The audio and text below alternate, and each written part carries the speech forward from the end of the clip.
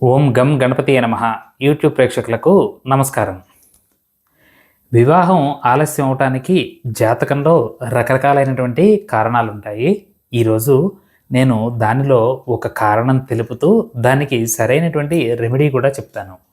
వివాహం ఆలస్యం అవుతుంది అనగానే మొట్టమొదటిగా ఎవరైనా సరే మనకేం చేస్తారంటే లగ్నాన్ని నుండి 7వ స్థానాన్ని, సప్తమ స్థానాన్ని మనం పరిగణలోకి తీసుకుంటాము.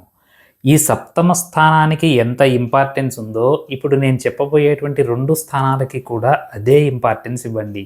చాలా ఈజీగా మీ జాతక చక్రం గనక మీ దగ్గర ఉంటే, నేను చెప్పినట్టుగా గనక ఉండి మీకు వివాహం లేట్ అవుతుంది అని అంటే నేను చెప్పినటువంటిదే కారణం అవుతుంది.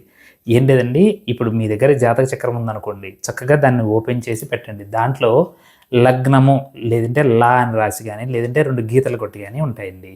అక్కడ నుండి ఆ లగ్నం దగ్గర నుండి అంటే ఆ 2 గీతలు కొట్టున్న ప్లేస్ని కూడా లెక్క పెట్టుకోండి. అది 1వ స్థానం అని అర్థం. దాని తర్వాత ఎప్పుడు కూడా క్లాక్ వైజ్ డైరెక్షన్లో వెళ్ళాలండి. 1, 2, 3 ఇలా క్లాక్ వైజ్ డైరెక్షన్లో వెళ్ళాల్సి వస్తుంది.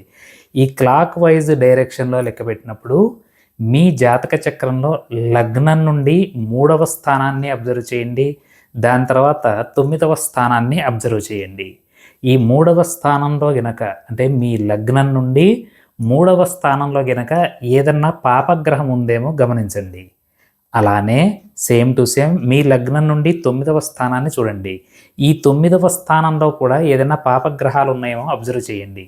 నేను చాలామంది జాతకాల్లో చూశానండి, 3వ స్థానంలో కానీ 9వ స్థానంలో కానీ పాపగ్రహాలు ఉన్నవారికి చాలామందికి వివాహం చాలా చాలా ఆలస్యం అవుతుంది. అందుకని మరి పాపగ్రహాలు అంటే ఏంటండి? పాపగ్రహాలు అంటే ఏం లేదండి, క్లియర్గా చెప్తున్నాను వినండి. సూర్యుడు, కుజుడు, రాహువు, కేతువు, శని, ఈ 5 గ్రహాలని పాపగ్రహాలు అని అంటారు. మీ జాతకంలో మీ లగ్నం నుండి 3వ స్థానంలో ఈ 5 పాపగ్రహాలు కూర్చొనున్నా, లేదు అని అంటే 9వ స్థానంలో ఈ 5 పాపగ్రహాలు కూర్చొనున్నా చాలామందికి వివాహం ఆలస్యం అవుతుంది. 3వ స్థానంలో ఎందుకు అవుతుందండి అంటే రకరకాలైనటువంటి కారణాలు ఉన్నాయి. 3వ స్థానం ఏంటంటే చాలామందికి మాటల దగ్గర ఆగిపోవటము, లేదంటే మీరు మాట్లాడే మాట వారికి నచ్చకపోవటము, ఇలా రకరకాల కారణాలన్నీ జరుగుతుంటాయి. అంతేకాకుండా 3వ స్థానంలో ఉన్నటువంటి పాపగ్రహాలు తమ 7వ దృష్టితోటి 9వ స్థానాన్ని అంటే భాగ్యస్థానము అని అంటారు. 9వ స్థానం దాన్నే పితృస్థానము అని కూడా అంటాము.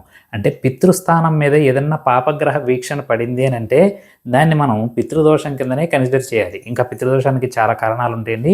నేను ఒక సింపుల్ రీజన్ చెప్తున్నాను మీకు. అలానే డైరెక్ట్గా 9వ స్థానంలో పాపగ్రహాలు ఉంటే 9వ స్థానమే భాగ్యస్థానము లేదా పితృస్థానం అని అంటాము. ఈ పితృస్థానంలోనే డైరెక్ట్గా కనుక మీకు పాపగ్రహాలు కూర్చొని దాన్ని కూడా మనం పితృదోషం కిందనే కన్సిడర్ చేయాలి. అంటే వివాహం బాగా ఆలస్యం అయ్యే వాళ్ళలో చాలా మందిలో ఈ కాంబినేషన్స్ ఉంటాయి. కాబట్టి మీ జాతకంలో ఉన్న 3వ స్థానాన్ని 9వ స్థానాన్ని పరిగణలోకి తీసుకోండి. ఈ 3వ స్థానంలో 9వ స్థానంలో పాపగ్రహాలు ఉంటే మాత్రం వివాహం ఆలస్యం అవుతుంది. మరి దానికి ఎలాంటి రెమెడీ చేయాలండి? ఏంటంటే చాలా సింపుల్ రెమెడీనే చెప్తానండి. ఏమీ లేదు. ఇప్పుడు మీరు కనుక చూసినట్టుంటే ఈ 3వ స్థానంలో కానీ 9వ స్థానంలో కానీ పాపగ్రహాలు ఉన్నవాళ్ళు ఏం చేయండి అంటే, ఏదన్నా అమావాస్య రోజు కానీ లేదు అని అంటే మీరు పుట్టిన రోజు ఏ రోజైతే అంటే సోమవారం అయితే సోమవారము, గురువారం అయితే గురువారము, ఆదివారం అయితే ఆదివారం, మీరు పుట్టిన వారాన్ని తీసుకొని మీరు పుట్టిన వారం రోజు ఏ రోజైతే ఆ రోజైనా సరే ఇప్పుడు నేను చెప్పబోయేటువంటి రెమెడీ చేయొచ్చండి. అమావాస్య కానీ మీరు పుట్టినది ఏ రోజైతే ఆ రోజు కానీ వారం కలిస్తే చాలండి. ఇక్కడ మరి ఏం లేదండి, 20 గులకరాళ్ళు తీసుకోండి. 20 గులకరాళ్ళు అంటే ఏంటి? పెబుల్స్ అని అంటాము, లేదంటే రివర్ స్టోన్స్ అని అంటాము. ఈ ఎక్కడ దొరుకుతాయి ఏంటంటే నేను ఆల్రెడీ గతంలో కూడా ఒక వీడియోలో చెప్పున్నానండి. ఏదన్నా ఇసుకలో చిన్న చిన్న రాళ్ళు ఉంటాయండి, చిన్న రాళ్ళు క్రీమ్ కలర్లో కానీ వైట్ కలర్లో కానీ ఉంటాయి. వీటిని గులకరాళ్ళు అని అంటారు. చాలామంది కన్ఫ్యూజ్ అయ్యి కంకర రాళ్ళు కూడా పెడుతున్నారండి. కంకర రాళ్ళకి గులకరాళ్ళకి డిఫరెన్స్ ఉంటుందండి.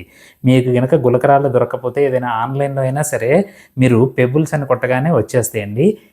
దీనిలో ఒక 20 గులకరాలు తీసుకొని ఏదన్నా ఒక యెల్లో కలర్ జాకెట్ ముక్క కొత్తది కొనండి. లేదంటే ఒక యెల్లో కలర్ క్లాత్ ఏదో ఒక క్లాత్ కొత్తది కొనండి. కొత్తది కానీ దేనికంటే ఎవరైనా పెట్టింది వాడద్దు, ఎవరైనా ఇచ్చింది వాడద్దు, పాతవి అసలుకే వాడద్దండి. ఈ 20 గులకరాలని తీసుకొని ఆ యెల్లో కలరు జాకెట్ ముక్కలో వేసి చక్కగా దాన్ని ఒక ముడిలాగా వేయండి.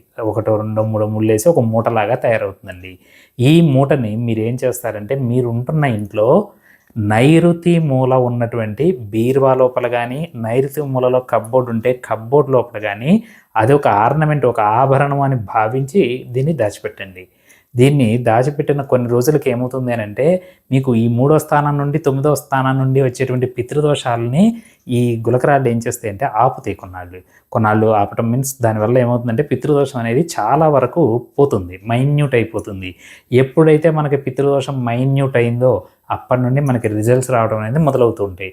కాబట్టి నేను చెప్పినట్టుగా ఈ గులకరాళ్ళ ప్లాన్ చేయండి. ఇది ఏ రోజు చెప్పానండి, అమావాస్య రోజు నాడు కానీ ఏ రోజు పుడితే ఆ రోజు కానీ, సోమవారం అయితే సోమవారం, గురువారం అయితే గురువారం, ఇలా ఏ వారం రోజు నాడు పుట్టినారో ఆ వారం రోజు నాడు కానీ ఈ గులకరాళ్ళ యొక్క ఈ రెమెడీ చేయండి. చేసిన తర్వాత సర్వసాధారణంగా తొందరగానే రిజల్ట్ వస్తుందండి. నేను గతంలో ఆల్రెడీ ఈ వీడియో చేసున్నాను. ఈ వీడియో కింద చాలా కామెంట్స్ వచ్చున్నాయి ఎప్పట్లోనే. అందుకని చెప్పి ఇది మళ్ళీ ఉపయోగపడుతుంది. పైగా మీరు జాతక చక్రంలో చూసుకొని చేస్తే ఇంకా కూడా బాగుంటుంది అన్న ఒక ఉద్దేశంతో చెప్పాను. మీ జాతక చక్రంలో 3వ స్థానం, 9వ స్థానం, 7వ స్థానం కన్నా చాలా ఇంపార్టెంట్ పాత్రను పోషిస్తాయి. కాబట్టి నేను చెప్పినట్టుగా చేయండి. ఖచ్చితంగా మీకు త్వరలోనే వివాహం, పెళ్ళి అవ్వడం అనేది జరుగుతుంది. నమస్కారం.